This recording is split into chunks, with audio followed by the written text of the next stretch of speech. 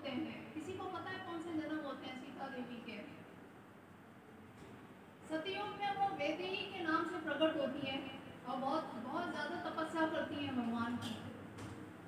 जब त्रेता युग होता है तो उसमें किस नाम से प्रकट होती है? सीता देवी। जानकी माता भी हम उनको कहते हैं, तो जानकी देवी भी कहा जाता है उनको। उनको वसुंधरा देवी भी कहा जाता है, और भी उनके बहुत सारे इस तरह के नाम हैं जो कि शास्त्रों में आए हैं।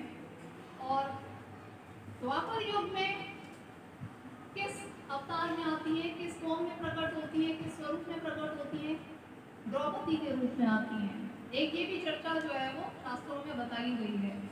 और यही सीता देवी जो है वो 3 तरह की फॉर्म में या स्वरूप में प्रकट होती है। यही सीता देवी जो है वो 3 तरह की फॉर्म में भी प्रकट होती है। कभी वो सत्यभामा के रूप में श्री कृष्ण की सेवा में प्रकट होती है, कभी वो राधा रानी का मेन ओरिजिनल फॉर्म में प्रकट होती है, और कभी वो जो है वो और किसी महान देवी की जो कि उनकी सेवा वगैरह करती है उसमें भी प्रकट होती है। मैं तीसरी देवी का नाम बोल रही हूँ, तो वो भी उसका भी वर्णन आता है कि 3 फॉर्म जो है वो सीता देवी की होती हैं। तो इतनी सारी देवियों की फॉर्म समझने का मकसद क्या है, या वो किस किस युग में आ रही है, वो हम क्यों समझ रहे हैं? आज की जनरेशन से हम जब भी बात करते हैं, डिस्कस करते हैं, तो उनसे पूछते हैं कि आपकी कोई आइडियल वुमन कौन है, तो वो आपसे जो है वो किसी जो है प्रियंका चोपड़ा का नाम ले लेंगे कि वो बहुत ज़बरदस्त है, बहुत उन्होंने नाम कमाया, ना सिर्फ इंडिया में बल्कि विश्व में इंटरनेशनली भी बहुत नाम कमा लिया उन्होंने।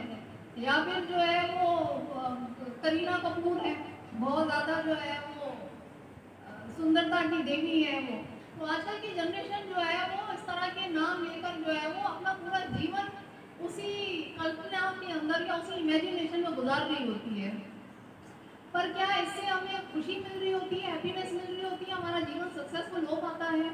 क्या हमारे जो ज़िंदगी के बहुत सारे जो फेस हैं जिसमें हमें एक पुत्री का भी रोल मिलता है, या उसमें हमें एक पत्नी का भी रोल होता है, बहन का भी रोल होता है, क्या हम उसमें सही तरह से कुशल मंगलता से रह पा रहे होते हैं? क्या हम वाकई में कहते हैं कि हम बहुत ज़्यादा जो है वो स्ट्रॉन्ग हम पत्नी हैं? रामचंद्र जी ने वचन लिया था कि एक पत्नी। तो इसी तरह जो सीता माता है वो कहते हैं त्रिलोकी माता है, जगत जननी है। 3 जो लोक हैं उन सब की माता सीता जननी है। और उनका जो मेन जो फोकस था या मेन उनका जो आचरण था वो भी कैसा था? एक पति।